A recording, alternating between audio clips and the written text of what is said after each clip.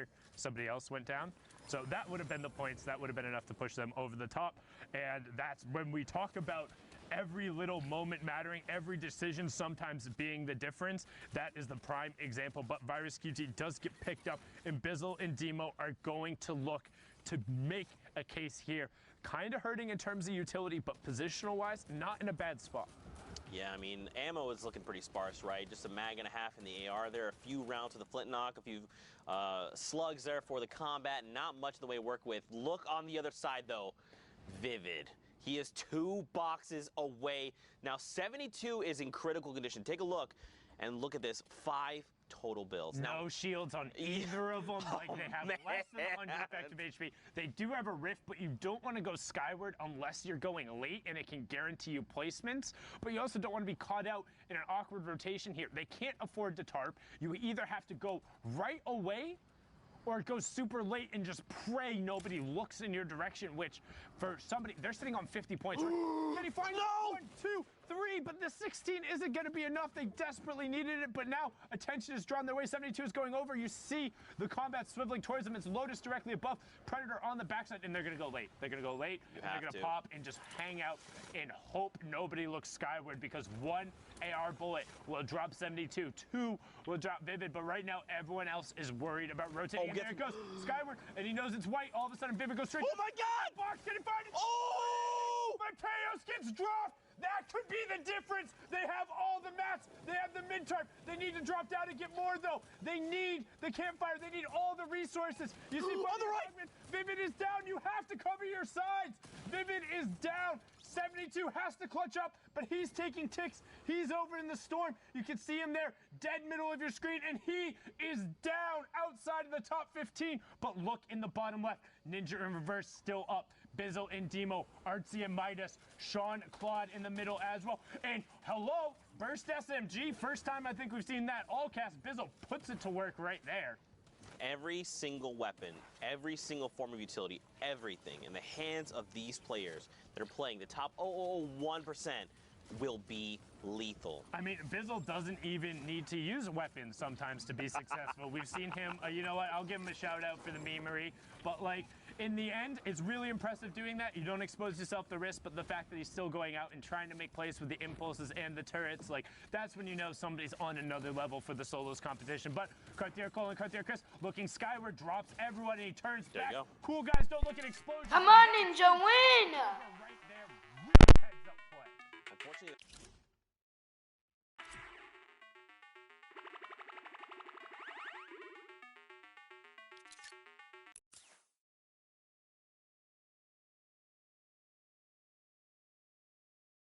got someone up in the sky trying to challenge Germ. I'm so sorry. You have been eliminated. Hogman goes down, but was inside the top 10, so he got the 5 points. Bizzle and Demo are still up as well on the mid-tarp as shots are raining down from Chris and Cole. They're doing so well. Bizzle and Demo both go down outside the top 5. No more points there for the vaulted duo, and now Janik picks up dimes. We have our top 10 as top 5 as Cherish is inside of it. Reverse and Ninja still on the low ground. Lotus with a great slide around. Reverse with an even more heads-up play. Ninja's in your bottom right. Cartier Cole in your top right. Janik and Stowe on the mid-tarp as we have a 2v2v2. RPGs are coming out. Can they catch it? They catch it right away. Player gets dropped down. Ninja reverse made quick work of him, but then Ninja catches the rocket right on his face. Can he find some time?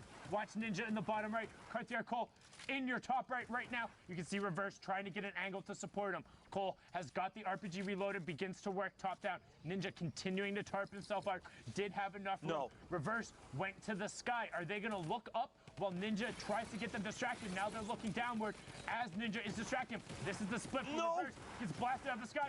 Interesting call as Reverse now gets dropped to Ninja. Make the play. The clutch is on him. Gets cracked back 17 HP, but now he has the high ground with Shadows. Needs to pop minis if he can get the room. A siphon would be huge, and it's not going to happen.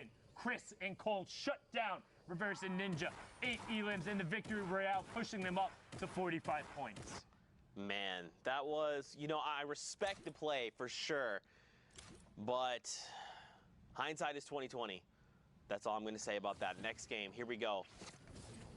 You got E11 Heart there in the center screen, 33 players, 19 duos remain. So we're pushing the very stretches here of the lobbies. You know, more often in finals day, we've seen dense lobbies, upwards of 50 people, upwards of 30 duos remaining, and that is not the case because today is the difference. Today is your opportunity to qualify for finals in New York City, and that's all these players have worked for. 10 weeks, they put it all on the line, giving everything they've had, and they're looking to make the difference today. As B-Hex gets some great shots out there, B-Hex being known as one of the players who actually played across region a ton pre-World Cup when that was allowed, and he won money over in Europe, actually multiple times. Just a really good kind of high execution style player. First time I've seen him with Heart, so really interested, but they're up at 51 points. Like, they're challenging and they're within striking distance. And also, like, I want to give a huge shout out right now to all of the players who played and competed. Thank you so much from like the bottom of my heart, being able to cast this, analyze this, work on this show, watch you guys develop and continue to grow and do such cool, awesome gameplay stuff and continuing to push the limits of Fortnite and grinding it out, whether it's the practice or every single one of these tournament windows, playing through holidays, getting the support of your family and your friends and pouring all of your heart and soul into this. It means genuinely the world to me, and it is so much fun to watch you guys just push this game to its very limits. So thank you for making our job just so awesome and so easy as we're into the final moments of NA East. Less than 45 minutes on these queues. Again, you get 3 hours or 10 matches, whichever comes first, and then you are done. So 40 minutes left to queue, and then the World Cup experience is over for those in the East. That's right, and the next step would be the World Cup Finals. But here we go, man. Hopping in, you see Keys and Slacks. Looks like the HP is okay, but let's take a look at that loadout. It's looking pretty good. I'd be curious to see what Keys has, because Slacks is pretty stacked. Like, obviously, if he had like 3 more Shadow Bombs, an extra 2 rifts, or an extra rift, excuse me, to have 2, that'd be great. But even Keys' loadout's not bad either. Yeah, lots of rotation. They're going to look to play safe here. They see everyone around them rifting over. The pressure plant rotation is not necessarily a fun one. And I know there's also kind of a general, I want to say conspiracy theory, where the circles are forced to go over mountains or changes in verticality. I can 100% confirm that is not true. The way the kind of like the storm works, there's a minimum and maximum distance for how far it can move from the current circle, and that's it. There's no like predetermined path or all that, so I will just absolutely eliminate that conspiracy theory. But now Slacks is trying to eliminate his opponent in the box. Hello? Ezro gets headed in, and the fact is they're wearing the exact same skin as well, and so is the other duo. Might have been a moment of confusion there. That's what can happen, but a brilliant pickup from Slacks and Keys, who are trying to make their push for qualification. That Elim gets them into the top 15 as well. 8 Elims, 11 points so far from this match, and Keys is looking to do everything they can. We've seen them, Zeke. They're at the top, and they keep it up. Just having the same skin is probably what made the difference, because you saw the player for a moment react and maybe take a shot, and they were like, oh, wait, not the... The vertical ceiling trap is so good because the stair got put in the place, but you're only going to block it if you're on the lower side of it. Knew they'd both been on that and just was able to wiggle past the shots into the other box. His teammate editing that one at his back. That's what good duos do. Now Cross, I mean, his duo is gone. That's it. He's by himself. But look, he's trying to make at least top 10 at minimum. There you go. He's held on. He's now in top 5. Yeah, the Dominican. Or top 10. Saturno being picked up. We saw him in the winter. We're out trying to represent, but Visitel gets picked up, and B-Hegs up on the high ground, completely uncontested. So the guys you want to keep your eyes on right now are B-Hegs and then Slacks and Keys. They're the ones who are trying to make a push for qualification. What happens to them is what matters here. All the rest of the players playing for their shot at the prize money, but those duos are in contention for a World Cup spot. B-Hegs picks up Snappy on the high ground. Jaw is able to get Stainless, and Cross is trying to find some sides. Drags gets picked up as well. The top 5 is going to be huge. Knock comes through because of the stink, and we get close to that top 5. There it is. Top 5 has been achieved. Now look at this. We are moving. There's only a single duo left in this lobby. Everyone else is a solo rider. Another person has been eliminated. Look at this. Cross is just trying to cross up these players, finding the elimination. That's Keys! Yeah, he shuts him down! Slacks and Keys were the last duo, but Keys is now knocked. It's a straight solos competition from here.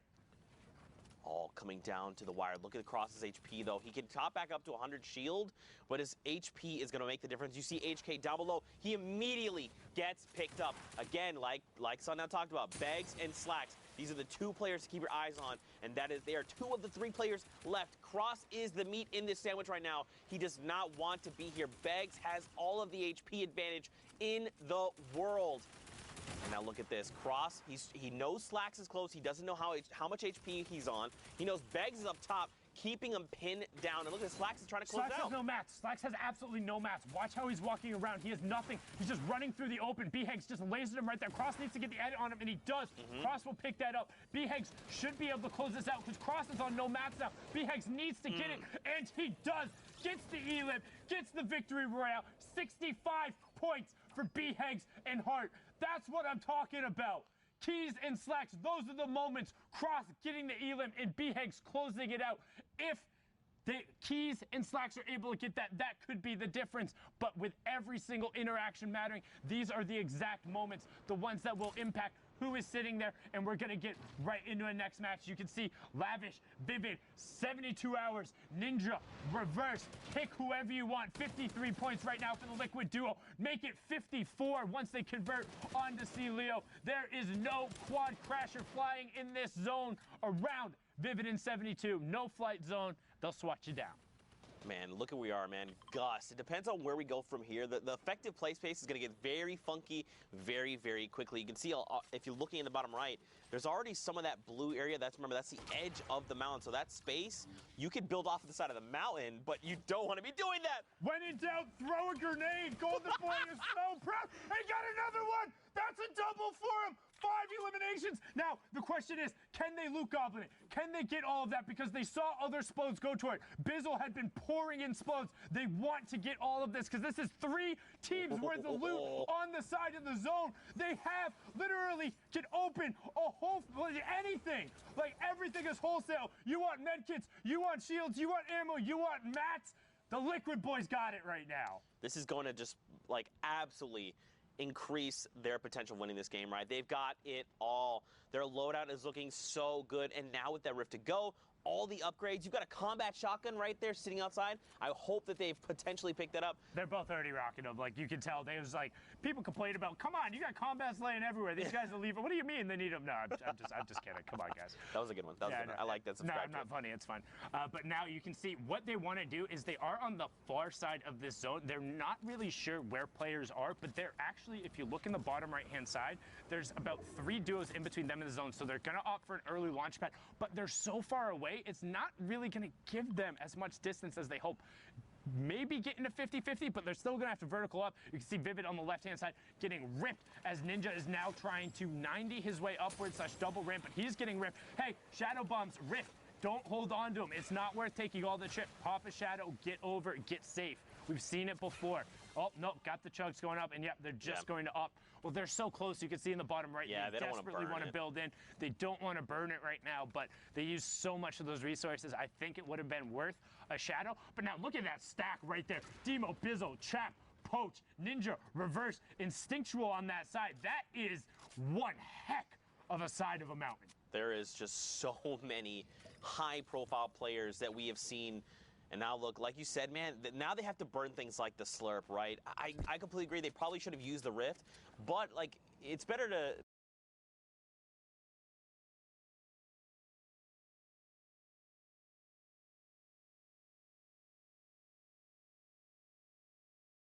You get a critical mass point, right?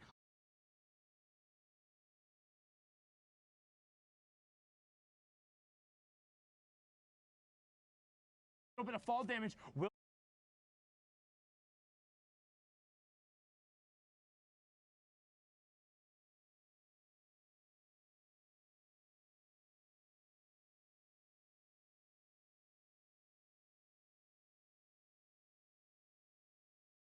You know, I feel like there's a lot of people that didn't know that. Welcome. Now you know. But here we go. The rotations begin. And so now this is, like you said, Reverse and Ninja, they just got to sit here, wait for people to make mistakes, like that person in the ball, just start cracking and attacking the resources they have, whether that be HP, shields, rifts, materials. the likes. They need elims. They need elims to catch up right now. They need a big game. They need big shots, and that's what Ninja is capable of. You see the number of rifle rounds he's putting in, but not quite connecting onto eliminations is going to end up being a big factor because they need all the points if they want to be in New York City. They don't care about anything else. They want to be on that stage. Reverse will already be there, but Ninja wants to own it as well as Luke gets picked up. They're going to make the effort here. They're in a prime position to do it. Side of the zone, still have a Shadow Bomb apiece and the Rift as we're closing in on top 15. And Poach goes down just outside of that top 15 range, so no placement points. Hopefully his dual partner is still alive. We got to hope right now. Yeah, Chap is still in. Chap is still in. Yeah, okay. So now, Ninja is a laser beam, right? If he gets set up, he's going to just shut people out, right? He's going to rip them to shreds just like that. Finds another one. He just needs the positioning. Now he's going to start rotating the Rift. Perfect. Yes, I love this. Well, because they don't need to worry about getting caught in that fracas right there. The number of players who made it out of that, it doesn't matter how good you are. Out of the 5 duos who were in that situation, 2 made it out. 1 rifted, the other 2 shadow bombed, right? Everyone else got picked up. So using that utility in that circumstance to get another opportunity is fine. Proximity launcher into the common tack from Demo, and the Ghost Boys get themselves into the top 10 as well. They're making a push for it. 50 points, 5 elims, 5 placement points so far. Proximity grenade launcher is out from Pizzle. It's fantastic. It's basically a guaranteed 70 chip right now, and they're looking for it. Demo trying to find whatever angle he can, pushing through. Top 5 is the next place in threshold. Arsley drops down directly in front of boxes, go out, and a great combo shot. That is teamwork if I've ever seen it from Bizzle and Demo, and the Ghost Boys are now into the top 5. 9 players left. They could very well push for this victory royale. Vivid gets picked up, and look who's on the high ground. Reverse and Ninja, they're still here. Oh no! He gets cracked there, and look, DMO is down as well. But it's okay. Bizzle has been in situations like this. Now the question is, what are Ninja and Reverse going to do? They get cracked, and look! The proximity launcher is going huge. He just got one. Oh no, Reverse dropped down and he challenged it. That was so good. So much happened so fast. Okay, so Bizzle was trying to put the proximity launchers up towards the high ground. He got 2 different 70 ticks, but they were on 2 separate targets. So Ninja just stayed up while Reverse dropped down. The pints came through, but they were able to close out. Just such a good finish out there from Reverse and Ninja, clawing their way back into contention. Let's throw it back in the studio to Bala, because I am way too excited right now. Hey, we're all excited, Sundown. What a crazy game. I mean, we already knew that 72 Hours and Vivid were in contention, but 2 more teams adding their names to the list of people who are fighting for that spot in New York. I'm joined by Shia. We're going to go ahead and get through some of the action that we just saw and break it down. Shia, what you got for me? Things happening. Vivid on that desperation jump pad, going to be looking over, looking down, seeing and placing his pivot spots on where he wants to look. Height kind of pressures him to go down, finds out that someone's not building, gets an easy sneak around. The timing is crucial here. He waits for other people to mat out so that individual has a certain sight line. The RPG by Cartier over here, he's going to not build, make sure the other enemies cannot connect up, then build up afterwards to make sure he maximizes on that fall damage, which is genius because then they have free height and can focus on the rest of the game. When this game starts progressing as well, we have a lot of shots coming off, both duos looking at different angles of the entire map, but supporting when possible. With the RPG either, Cartier is very dynamic in terms of switching towards his combat shotgun and helping out there as well. The RPG is only coming out once a lot of builds have actually developed in the actual server. A nice quick split there for Rockets to make sure the pressure is always on, and now using those free range RPGs, which is really, really dope. Gets a lot of damage on the rest of the server rather than pressure on everyone else that's over there as well.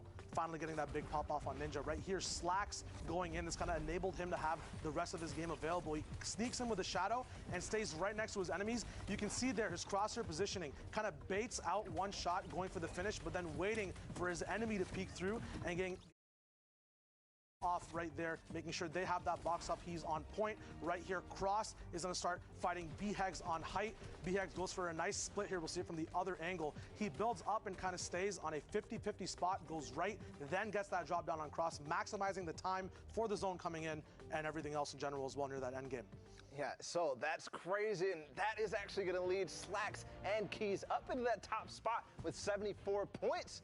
But man, there are so many names here. I mean, this is literally a who's who. Shio, this list of names is crazy. Absolutely. BHEGS as well, who got that nice clinch at the end there as well, bumped them up all the way to 65 points over here. My bad, I was standing in the way there. Zayt and Saf are also up here as well. They've qualified though. There are the top 3 who haven't yet, so it's going to be very exciting to see if they can hold up. Calc and Macwood were also up top near the beginning there as well. The point differential, 74 to 60. It's 14 now. That's almost, 2 big placement games. So some people are going ahead and leaving people behind in the dust, but these big clinches can shuffle things around, which is absolutely happening right now. A lot of people going top 5, bottom 5, top 5, bottom 5. And I'm reading a lot of the social media comments and comments on Reddit. Specifically, a lot of people are getting excited about BHEGS and Hart because not only did they have a semi-performance that was historic in terms of winning 4 games in a row, but they're doing it again here today. They have an average placement of something like 7, so that's ridiculous, and it's still shaping up. We've got about half an hour to go still in the queues, but I mean, there's so much more to play, Shio. There's so many names on here that we know have the potential to move into New York. Absolutely. That Dubs and Mega game all the way back when they popped off, got all the way up 2 big 20-point games. It can happen as well. We'll see what happens when we get into these games. Yeah, can't wait to get into the games. We're going to do just that. Back with Sundown and Zeke. Guys? Thank you guys so much. Can we everyone collectively just take a moment Hashtag Fortnite World Cup. and just appreciate that Shy was covering up the things and then took a step back and was like, oh, my bad, I'm covering up the stands. That was just the best thing ever. And when he said that and when he took the step back, everyone here laughed. You couldn't hear it, but it was just the most wonderful thing ever. Hashtag Fortnite World Cup. Send Shy Wager some love. He is the best, and it's so awesome to have him here. But more Fortnite action up on deck, Sundown. Yeah, and actually, so I'm going to kind of blame production on that one. Just going to call in my ear. He told him to take a step to his right. Stage direction. Come on, Alex. Come on. So you know what? Hashtag World Cup. Give all the love to Shy Wager and give all the hate to Alex Punch. He's on Twitter as well, but that was his fault. Not setting our boy up for success, but Shy Wager has been fantastic so far today. No hashtag blame punch. Hashtag Fortnite World Cup. Give the love to Shy Wager, popping in, doing fantastic with this first breakdown in front of the screen, and now we're on board here with Niddle and Kasker, who got off to a really good start, but have kind of slowed down now, hanging out at 38 points. But again, anybody can pop off at any point in time. Right now, we've seen its lower 60s to get in 65 and 63 being the mark, which is with a bunch of people being in contention like they were just talking about. Dubs and Mega have popped off in the back-to-back 20s. Stompy and Tashinkin did it today. Anything is possible, but you need to do it now. That's right. I mean, you still have time, right? It just takes 30 minutes. Yeah. Yeah, I mean, game in one more. Yeah, unless you're dropping for elims and you're dropping just bukus of them. In which case, I mean, I don't know how you're doing that. We haven't seen that be successful. Like, generally, once it ends up going through, like, yes, some of those quote-unquote W key games, like, people can get, like, some efficiency out of them. But, yeah, but 9 times out of 10, those pop-off games are when people are going for the hard super aggro, trying to burn a couple games, and then somebody else is winning all of those engagements and then gets the victory royale as well, a.k.a. Nate Hill and Funk Bomb, a.k.a. Dubs and Mega. Yep. Like, it is the prime example of it. Yeah, man. And I'm just feeling, I guess the word would be bittersweet. Like, this is such a bittersweet ending to, everything. 10 weeks of this, and now this is the final 30 minutes here of... No such thing as bittersweet. This is all hype, baby. This is what it's about. Wait, you can see it. Yeah, okay, never mind. Well, we'll talk about this later. Anyway, yes. Excuse me? I'm gonna ask you a question. I feel dumb asking this on the air. This is just classic Is this the first time Zekeism. ever, or? No, this was a really dumb question. This is classic Zekeism. Anyway, who cares?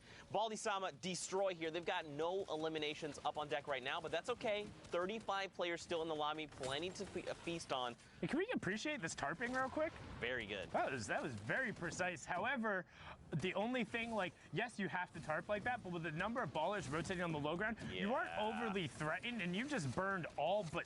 no, now you're out of mats. So now you have 0 mats. So yes, you tarp to zone, but how much were you actually threatened now? As Macwood and Calculator up on a high ground fight with Casker and Niddle. Casker takes Calculator out, but Macwood then gets the return there. Calculator will end up going down. Macwood does catch himself. Player directly to his right is just going to disengage. That's how you do it. Down 1, over 1. Brilliantly done from Macwood to just get out of dodge, trying to keep his tournament hopes alive. You see him sitting on 61 points. Minigun going to work, but Macwood gets the 85 and then just leaves. Honestly, I would have stuck with that one, but now going to drop down and throw himself into the low ground. Only 4 more builds left. Needs to make a play. Instead gets lit up. No more builds left. And KD is going to take him down. That is huge. But he was top 15, so that's okay. 3 points out of placement. That is going to make the difference later on. Now, let's watch this elimination feed in the top left. Light up like a Christmas tree. Aroa's going to be eliminated now there. We're going to see this lobby get cut in pretty much half. Pickaxe the ball. Do it, do it!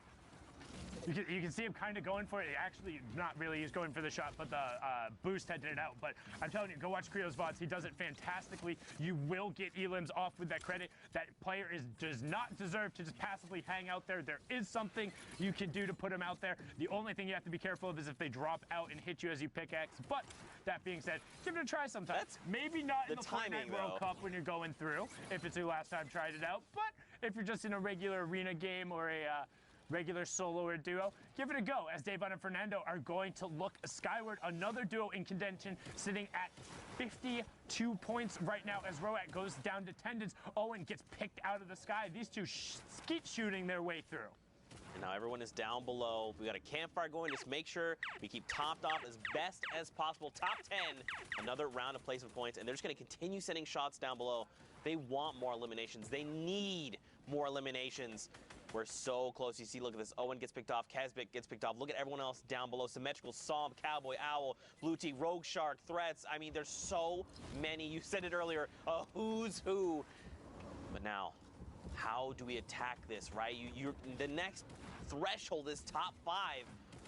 Do you think these players have to go aggro? Do you think you have to lay it on the line? Unfortunately, Baldy, Sam, and Blue Tea are picked up when I'm asking my question. It all ends for them. And don't forget, man, we still have the 30-minute queue time, and we're hopping into these games kind of like throughout. So for all we know, this game has already happened. You gotta hope they can go back in. Flossin! No! V2 for the end. Everyone has a buddy. It's 4 duos riding it out. Kyle ends up getting taken down, so now we have 1 solo hanging out on the low ground. That's Ceza. Cowboy and Owl left. You have Psalm and Symmetrical on the mid tarp. Fernando on the high ground in the top right. Owl and Cowboy on the lower tarp in the bottom right hand. You can see that double ramp towards the side. There is a flint knock out in Cowboy's hands right now. Owl is looking for the side. Flint knock from Cowboy to get the side hop, going for the zone back. Fernando and Davon try and loop around. Cowboy does find the zone. Owl is still tracking the zone as well. Symmetrical goes to challenge. Owl picks that one up. Davon drops down, is putting the pressure onto Cowboy, and he finds that one. Will get the siphon. Owl gets the flank onto Davon, but Fernando covering him. I don't know if you were watching that on the wide side, but the way they covered each other's angles was so freaking good right there. Fernando and Davon, 8 elims, the victory route, 18 points. That'll rocket you up the standings. 62 for them. I'm glad you called that out, because just the way they were like dissecting everyone left in that lobby, just tearing through all of them, forcing them into uncomfortable positions, you know. They were dictating the tempo of that game, and that's what led to the victory out for them. Massive props, but more action on deck. You got TSM Commandant and High Sky. And shout out to Commandant right before this was actually typing in his password and typed it in wrong too many times, so locked himself out of his account. we helped him out with that, and we got it resolved, but that was one of the funnier panic message I've ever received from a player. That was a very, very interesting one there. If it's gonna happen, account security first things first, and sometimes you fat finger a password 1, 2, 3, 7, 19 times, and then get locked out for a couple hours. But nothing doing there, sitting right around 50 points in contention. Glad you could get the games now. Elixir and Maze, Billy going up on the side there. However, the rest of the lobby is looking towards them. Neff will get the conversion on that with some help from Isu. So, and Maze is just going to get whatever mats he can from that and pick his loadout. 63 effective HP, but does have all those minis now. Yeah, but look at this. The lobby is turning on Enmaze. You saw the first elim come through, and now everyone's like, okay, we know someone else is down low. They're probably in a tough spot right now. He's going to get a little breathing room, which is really going to make the difference. And now he's got to figure out what he needs to do to hit top 15. Those placement points are vital because they're sitting on no eliminations right now. Yeah, you have to get to top 15. If you're in a match for this long, if you spend 15 plus minutes kind of in it, looting, getting in the late game, having a decent loadout in terms of weaponry, you have to make something happen out of it. Benny does get picked down there from Enmaze, so good shots going over with that epic AR and then able to cover himself up. But he needs to find a spot where he isn't being focused as much. He's burning so many of his key mats when he has no rotational tools, just trying to keep himself safe, which shouldn't be a priority right now. You should be safe. Got TJ up above him, but now let's get a better lay of the land from down below. Look at all these players, Hornet, Tickers, just to name two very quickly. I want to see what their loadout looks like. What is going on with them? You've got chug splashes, you've got a single shadow, a single mini. You know, one of everything. Sure, why not? They also have the launch pad. Oh, okay.